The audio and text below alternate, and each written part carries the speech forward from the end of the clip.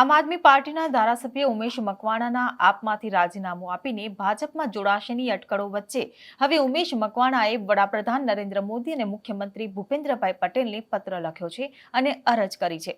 પત્ર લખવાની ફરજ કેમ પડી અને પત્રમાં શું માંગ કરી છે તે જાણીશું આ વિડીયોમાં. નમસ્કાર, હું હિરલ પરમાર અને આપ જોઈ રહ્યા છો નિર્ભય ન્યૂઝ. તાજેતરમાં કેન્દ્ર સરકાર દ્વારા લાલકૃષ્ણ અડવાણીજીને ભારત રત્નથી સન્માનિત કરવાની જાહેરાત કરવામાં આવી. આ ઉપરાંત અટલ બિહારી વાજપેયીજીને પણ ભારત રત્નથી સન્માનિત કરવામાં આવ્યા હતા.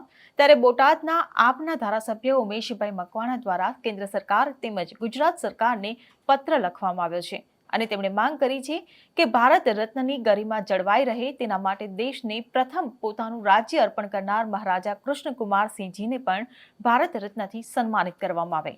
વધુમાં આ પત્રને લઈને ઉમેશ મકવાણાએ શું પ્રતિક્રિયા આપી તે સાંભળો.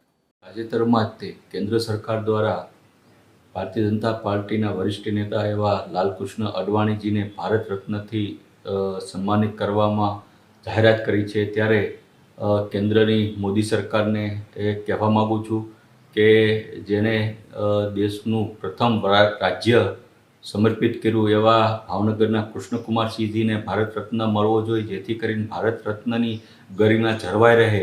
મોદી સરકાર દ્વારા માનનીય અટલ બિહારી વાજપેયીને પણ ભારત રત્ન આપવામાં આવ્યો છે, જે પણ ભારતીય જનતા પાર્ટીના એક નેતા છે.